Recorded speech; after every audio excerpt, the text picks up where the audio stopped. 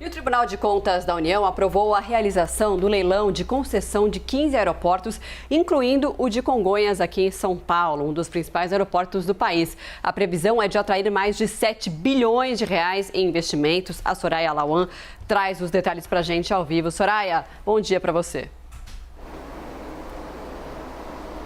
Oi, Marcela, bom dia para você também. Bom dia novamente ao Jairo e a todos que nos acompanham. Bom, com esse aval do TCU, o Ministério da Infraestrutura prevê que esse leilão, então, aconteça ainda este ano, entre a primeira ou segunda semana do mês de agosto.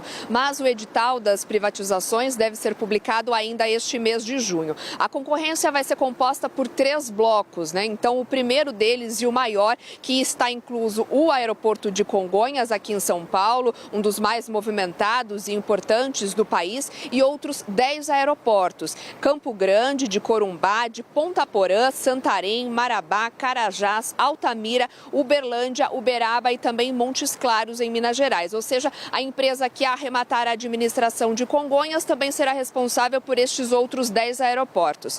O segundo bloco, portanto, inclui terminais destinados a aviões de portes pequenos, como o Campo de Marte, aqui na capital paulista, e também em Jacarepaguá, no Rio de Janeiro. O terceiro e último bloco serão oferecidos 2 aeroportos em capitais da região norte do país, Belém e Macapá. Inicialmente, esse mesmo leilão também estaria incluso o aeroporto Santos Dumont, no Rio de Janeiro, na região central. Mas o governo precisou aí mudar os planos diante da resistência da classe política fluminense. Portanto, a previsão é que essa concessão seja feita, então, no segundo semestre do ano que vem, portanto, em 2023, junto com o terminal internacional lá do Galeão, também no Rio de Janeiro. E como você disse, né, Marcela, a expectativa é que de atrair aí um total de 7,3 bilhões de reais em investimentos. Devolvo a vocês no estúdio.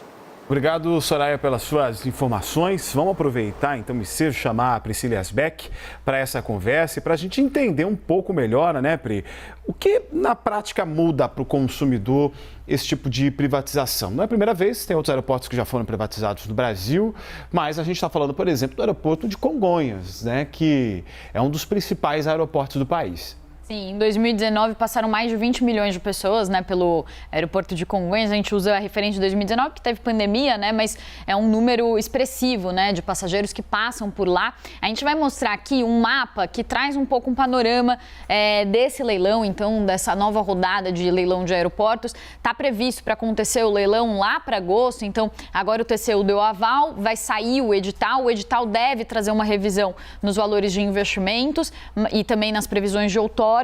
Mas a gente tem aqui, então, quais que são os principais blocos. Então, o principal é o bloco 1, que tem o aeroporto de Congonhas, outros 10 aeroportos em Mato Grosso do Sul, Minas Gerais e também no Pará. A gente tem também o bloco 2, que é um bloco mais de aviação executiva, com Campo de Marte e Jacarepaguá, e o bloco 3, então, que é na região norte do país, com os aeroportos de Belém e de Macapá. E aí vale falar que esses aeroportos, por exemplo, na região norte, há uma expectativa de que eles se tornem aeroportos mais viáveis, porque hoje são rotas que não recebem muitos voos, então com a privatização tem essa expectativa. Agora vale a gente falar aqui o que os economistas dizem sobre privatização de aeroporto. Eles dizem que pelo histórico de privatizações, quando o aeroporto ele é concedido para iniciativa privada, ele tenta otimizar cada metro quadrado para conseguir otimizar a receita. É o que uma empresa privada faz ao assumir a gestão. Então, no médio prazo, existe uma tendência de que a capacidade de transporte versus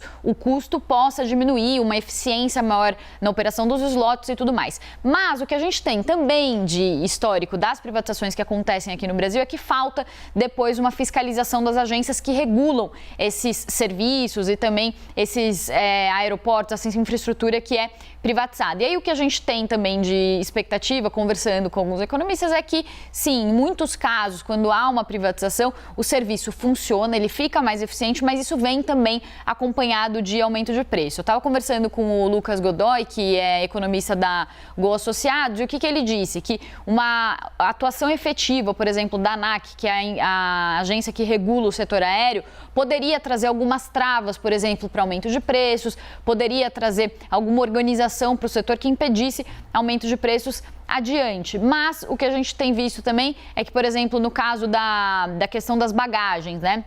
Quando houve uma interferência aí da agência reguladora, houve uma resistência muito forte também por parte das empresas. Então, esse é um pouco do panorama. De um lado, tem a visão dos que defendem a privatização, que dizem que torna mais eficiente. Do outro lado, a gente tem um histórico aí de privatizações que mostram que depois aumenta a eficiência, mas muitas vezes esse aumento de eficiência ele vem sim acompanhado de aumento de preços. Agora, falando de uma forma mais prática, também tem algumas previsões aí, por exemplo, de check-in mais rápido, de mais voos, mas até a gente estava conversando mais cedo, Marcelo, a gente comentou fora do ar, né? Então, a gente estava conversando no Novo Dia com o Rafael Colombo e ele estava falando, né, justamente que tem todo um trânsito ali em Congonhas. Ele falou que vocês moram lá por perto, né? Sim, moramos. E que tem todos esses desafios aí de conseguir botar mais voos ali no aeroporto que já tem um fluxo bem estrangulado ali, né? Não, totalmente. E lá, qualquer hora do dia, né, em frente ao aeroporto de Congonhas, tem a Avenida Washington Luiz, né, que é o corredor norte-sul, que a gente fala aqui, né, para quem não mora em São Paulo, que liga a Zona Sul à Zona Norte da capital paulista, né?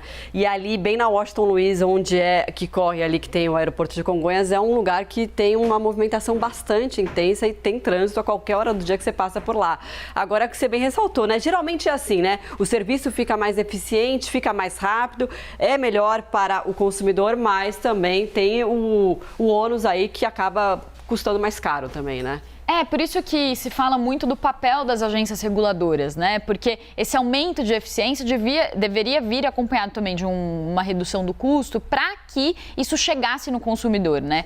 Então, muitas vezes o que acontece é que elas aumentam a eficiência, aumentam o custo, né, para fazer frente a esses investimentos, esse aumento de eficiência. Como a fiscalização acaba sendo falha, em vez daquele serviço incluir mais consumidores, como é o caso de um aeroporto, em vez de conseguir proporcionar, né, o acesso para mais pessoas, acaba se tornando um serviço que em alguns momentos pode se tornar mais caro, né, e mais proibitivo para algumas pessoas. Então, a ver como que vai ficar, né, quais que vão ser as empresas que vão levar, né, esse leilão. A CCR é uma das interessadas, né, então tem empresas aí que estão na área de concessões, na área de infraestrutura, tem também alguns fundos, o 20 é um desses interessados. Então, a previsão é que isso aconteça em agosto. E um último ponto importante também da história é que o governo quer correr para realizar o leilão até agosto, para fazer esse leilão antes das eleições, porque isso faz parte da agenda, né, de concessões do governo. Então, ele quer